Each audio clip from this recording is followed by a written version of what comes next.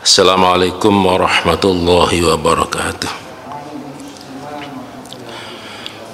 Alhamdulillahirabbil alamin bihi nasta'inu ala umuri dunya waddin. Wassalatu wassalamu ala asyrafil anbiya wal mursalin sayyidina maulana Muhammadin wa ala alihi washabihi ajma'in, amma ba'd. Yang saya muliakan para jamaah kuliah subuh Masjid Jami' Al-Baitul Amin Jember.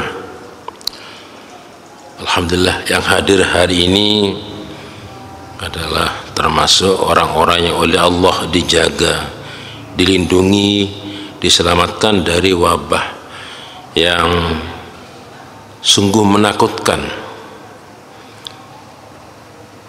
bagi orang-orang awam terutama, tapi tidak bagi orang-orang yang istiqamah. Kenapa? Ya, kita bersyukur kepada Allah. Kita mengikuti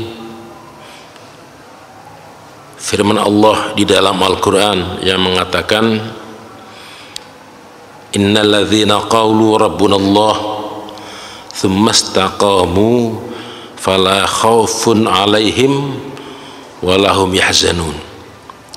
Sesungguhnya orang-orang yang mengatakan Tuhan kami adalah Allah.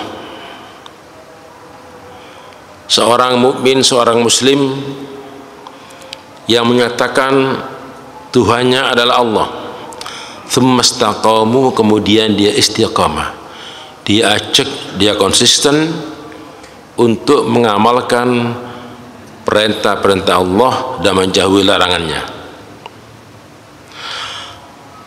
Orang-orang yang seperti itu fala khaufun alaihim, maka tidak ada rasa takut di hati mereka, tidak ada. Walahum yahzanun, dan mereka pun tidak merasa khawatir. Orang-orang yang muslim, yang mukmin dan istiqamah, konsisten mengamalkan ajaran agama, fala khaufun alaihim, nggak ada tuh rasa takut di hati mereka, nggak ada. Walahum yahzanun, dan mereka pun tidak merasa khawatir. Kenapa? Oleh Allah dicabut rasa takut itu dari hati mereka, dicabut rasa khawatir juga dicabut. Tenang-tenang aja, tenang-tenang ada. Mereka itu mengamalkan perintah Allah di dalam Al-Quran maupun As-Sunnah, yang diantaranya mengajarkan kepada kita yang beriman bahwasanya Allah tidak bakal menyiksa, menyakiti, mendzalimi orang-orang mukmin yang istiqamah itu, karena kita selalu acik membaca salawat kepada Nabi. Wa ma kana Allahu liyu'adzibahum wa anta fihim, Al-Anfal 33. Allah tidak bakal menyiksa. Menyiksa itu karena dosa, beda dengan memberi ujian. Anggapan musibah ini, menyebarnya virus corona dan sebagainya, itu adalah azab dari Allah, bukan ujian. Itu pun Allah mengurungkan kehendaknya untuk menyiksa mereka. Kenapa? Karena mereka membaca sholawat, menghadirkan Rasulullah pagi, siang, sore, malam, sholawat. Bahkan di tengah malam jam 2, jam setengah 3, jam 3 bangun sholawat. Allah tidak jadi menyiksa mereka gara-gara orang-orang mukmin itu bersolawat kepada Rasulullah sallallahu alaihi wasallam. Itu pegangannya. Sehingga pada saat dimana orang-orang khawatir, orang-orang takut, dia tidak takut. Tidak takut. Dia yakin bahwasanya Allah melindunginya dengan syafaat Rasulullah sallallahu alaihi wasallam. Tentunya upaya lahiriah seperti menjaga diri dengan prokes dan sebagainya itu dia lakukan. Kenapa? Karena Nabi memberi contoh seperti itu. Bahkan kata Rasulullah, kalau ada satu daerah itu terpapar wabah, jangan kamu masuk ke daerah itu, jangan masuk ke sana. Ini daerah jelas sudah zona merah, zona hitam, tidak usah masuk ke sana. Itu petunjuk Rasulullah. Sedangkan penduduk daerah yang terpapar penyakit menular, oleh beliau dilarang untuk keluar, dilarang. Nyata-nyata dia terindikasi terpapar virus corona, misalnya badan meriang, rasa sakit kayak flu dan sebagainya, sudah mewarnai tubuhnya, dosa keluar dia, dosa keluar. Kenapa? Ada tanda-tanda dia terpapar virus. Dan bahkan orang ini tidak boleh memasuki kelompok orang-orang, misalnya ke masjid, ke mushola, tidak usah, tidak usah. La dharara wa la dirara. Jangan mengambil sikap yang membahayakan dirinya sendiri maupun membahayakan orang lain. Petunjuk agama seperti itu. Andai kata kita konsisten dengan cara demikian, maka yang di masjid ini sudah orang-orang steril semua. Kenapa? Yang sakit, ada gejala macam-macam di rumah. Yang kesini orang-orang yang sehat. Maka sebetulnya tidak dibutuhkan itu pengaturan jarak. Sebenarnya begitu. Di depan sudah ada disinfektan yang disemprotkan. Ada pula pengukuran suhu, ya, suhu tubuh. Masih menggunakan hand sanitizer dan segala macam, sehingga yakin yang masuk ke sini orang-orangnya sudah suci dari virus. Makanya sebenarnya nggak relevan ya sebenarnya kalau kita mengatur jarak dalam jamaah. Masalahnya apa? Masalahnya orang-orang yang terpapar itu tidak menyadari bahwa dia itu terpapar virus. Nah ini yang bikin yang lain was-was. Makanya pemerintah atur jarak. Sebenarnya jarak itu diatur antara yang sakit dengan yang sehat. Yang sehat dengan yang sakit diatur, jangan mendekat. Ini akibatnya malah semuanya, walaupun sama-sama sehat, tidak boleh. Kenapa? Karena banyak orang yang tidak jujur dengan dirinya, ya, tidak jujur. Dia sebenarnya sudah ada gejala-gejala, si maksud dia cari pahala ke masjid, bisa-bisa bukan pahala didapat, justru malah dosa. Karena dia menyebarkan virus kepada orang lain, jamaah yang lain. Nah ini, kalau kita jujur ya Anda, bisa diobati kok. Asal masih awal bisa diobati. Kebetulan anak saya di rumah sakit melayani orang-orang seperti itu. Ketika sudah parah baru ke rumah sakit. Dan nutut sudah, ya. Dan nutut, sehingga banyak yang meninggal. Harusnya ketika ada gejala-gejala gitu segera dia swab, dia periksa dokter. Jadi kalau misalnya ada indikasi kena virus, segera diobati dan sembuh itu, ya, sembuh. Uang itu 80% sembuh kok. Hanya 20% yang tidak sembuh ya, tadi karena terlambat. Selawat ini merupakan benteng pertahanan spiritual bagi kita. Maka orang-orang ini tidak khawatir, tidak takut. Itu. Tapi jangan nantang ya, jangan nantang. Ada sebagian daerah tidak ada corona itu, nantang dia. Ya oleh Allah dikirimkanlah ke sana corona itu. Ketika banyak yang meninggal, dia bilang itu bukan corona, itu penyakit taun, penyakit olok-olok, ya olok nyaut mati. Padahal tidak gitu, taun itu tidak gitu. Tahun 60-an saya masih menang itu. Penyakit taun itu menyebar di kalangan penduduk, pagi sakit sore mati ya. Pagi sakit siang mati, gejalanya adalah muntaber, sehingga dalam waktu sekian jam sudah tinggal tulang sama kulit. Itu taun. Tapi kalau ini enggak ya. Nah ini para jamaah, selawat itu adalah benteng kita pertama. Al-Anfal, ini Allah yang berfirman ini. Yang kedua istighfar. Wa ma kana Allah mu'adzibahum wa hum yastaghfirun. Dan Allah enggak bakal menyiksa mereka selama mereka masih mau istighfar kepada Allah.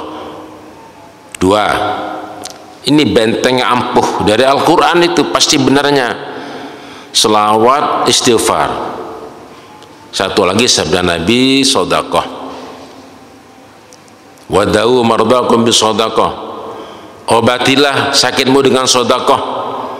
Bahkan yang kadung sakit sekalipun, dengan sedekahnya diterima Allah, maka dia sembuh. Tiga, selawat, istighfar, sedekah, semuanya petunjuk Allah. Tadi saya katakan ini mengiringi usaha-usaha lahiriah seperti prokes, mencuci tangan, menggunakan masker dan sebagainya, termasuk mengatur jarak, karena ada orang yang tidak jujur tentang indikasinya. Sudah. Jadi innal ladzina qalu rabbunallahu tsumma istaqamu fala khaufun 'alaihim wa lahum yahzanun. Ini ada sekian ayat di Al-Qur'an. Kebetulan hari ini adalah hari tanggal 10 Asyura. Banyak peristiwa besar yang terjadi sejak mulai zaman Nabi Adam alaihissalam. Nabi Adam itu oleh Allah dipertemukan di bukit di Jabal Rahmah, yaitu di Arafah, tanggal 10 Muharram. Setelah terpisah oleh Allah diturunkan ke dunia dalam masa sekian tahun, itu dipertemukan lagi di Jabal Rahmah pas tanggal 10 Muharram. Kemudian lolosnya Nabi Musa dan umatnya dari kejaran Fir'aun, menyeberangi Laut Merah dengan Nabi Musa alaihissalam memukulkan tongkatnya ke air laut, terbelah, umatnya masuk di sana selamat. Ketika pasukan Fir'aun mengejar, maka air ini kemudian menyatu kembali sehingga tenggelam. Itu terjadi pada tanggal 10 Muharram, Asyura. Itu kemudian diperingati oleh orang-orang Yahudi sebagai hari keselamatan, sehingga mereka kemudian tiap tanggal 10 Asyura itu mereka berpuasa. Hari ini orang Yahudi berpuasa hari ini. Kemudian peristiwa selamanya Nabi Nuh alaihissalam dari banjir, mendarat itu di satu pegunungan di Turki, itu pas tanggal 10 Muharram. 10 Muharram Nabi Nuh alaihissalam. Kemudian Nabi Ibrahim alaihissalam itu selamat pula dari dibakar oleh Raja Namrud, dari api yang membakar beliau. Itu pun terjadi tanggal 10 Muharram. Dan yang terakhir adalah ketika peristiwa tragis di Karbala, di mana cucu-cucu Rasulullah dibantai habis oleh Yazid bin Muawiyah dengan pasukan yang dipimpin oleh Hajjaj bin Yusuf. Ya, Hajjaj bin Yusuf. Ini terjadi tanggal 10 Muharram. Sehingga orang Iran, orang-orang Syiah pada hari ini memperingatinya dengan cara menyiksa, menyakiti diri sendiri, ungkapan mereka menyesal bahwa mereka tidak bisa membela, melindungi cucu Rasulullah SAW. Nah, Kanjeng Nabi waktu di Madinah pas tanggal 10 Muharram itu berpuasa. Ini kemudian mengundang pertanyaan dari orang-orang Islam, sahabat Nabi. Wahai Rasulullah, hari ini adalah hari sucinya orang Yahudi. Kalau engkau berpuasa hari ini, disangka engkau pun sama dengan mereka. Apa sabda beliau? Inni ishtu ila qabilin la sumanna tasu'. Andai kata saya hidup masih ke tahun depan, saya akan berpuasa pada hari ke-9. Jadi disitulah kemudian ada sunnah hamiyah namanya itu. Nabi belum pernah mengerjakan, tapi Nabi mengatakan, ini aku seurip tahun ngarep aku tak poso tanggal 9. Hamiyah merupakan keinginan, cita-cita. Maka kita kemudian berpuasa 2 hari, yaitu yang pertama Tasu'ah kemarin, dan sekarang ini adalah puasa Asyura.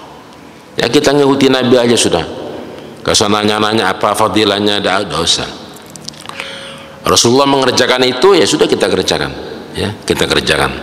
Tidak usah mikir apa fadilahnya, apa keuntungannya, tidak usah. Kita niat mengerjakan sunnah Nabi semampu kita. Nah, jadi hari ini kita berpuasa. Kalau lupa tadi malam tidak niat umpama, tapi mulai dari subuh tadi belum kemasukan apa-apa tenggorokannya, boleh sekarang berniat. Nawaitu shoma hadzal yaum li Asyura sunnatan lillahi ta'ala. Boleh pakai bahasa kita, niat saya berpuasa hari ini pada hari Asyura sunnahkan Allah. Tapi kalau mulai tadi sudah umpama minum kopi selesai adzan, tapi saya yakin panjenengan enggak. Panjenengan sebelum adzan sudah di sini. Silakan sekarang berniat, boleh, tidak apa-apa. Itu pasti besar fadilahnya. Dan mudah-mudahan dengan puasa kita hari ini, kita ini oleh Allah dijamin selamat sampai ke Asyura tahun depan. Allahumma amin. Sekian dan terima kasih. Mari kita mohon kepada Allah, mudah-mudahan ilmu yang kita dapatkan bermanfaat bagi kita. Allahumma amin ya rabbal alamin. Alhamdulillahirabbil alamin hamdan yuwaffi ni'amahu wa yukafi mazidah. Ya rabbana lakal hamdu kama yanbaghi li jalali wajhika 'azimi sultanik. Wassalatu wassalamu ala sayyidina Muhammadin wa ala alihi wa sahbihi ajma'in. Walhamdulillahirabbil alamin. Allahumma alhimna 'ilman nafqahu bihi awamirka wa nawahiyaka warzuqna fahman na'lamu bihi kayfa nunajika ya arhamar rahimin. Allahumma arzuqna fahman nabiyyin wa hifdzal mursalin wa ilhamal malaikatil muqarrabin. Allahumma akrimna bi nuril fahmi wa akhrijna min dhulumatil wahmi waftah lana abwaaba rahmatik wa ansur alaina hikmataka ya arhamar rahimin. Rabbana zidna ilma warzuqna fahma wa hdina siratal mustaqima bi rahmatika ya arhamar rahimin. Wa sallallahu ala sayyidina Muhammadin wa ala alihi wa sahbihi wasallam. Subhana rabbika rabbil izzati amma yasifun wa salamun ala al mursalin walhamdulillahi rabbil alamin. Rabbana taqabbal minna bi asraril Fatiha. A'udzu billahi minasyaitonir rajim. Bismillahir rahmanir rahim. Alhamdulillahi rabbil alamin. Arrahmanir rahim. Maliki yaumiddin. إياك نعبد وإياك نستعين اهدنا الصراط المستقيم صراط الذين أنعمت عليهم غير المغضوب عليهم ولا الضالين آمين والله أعلم بالصواب والسلام عليكم ورحمة الله وبركاته.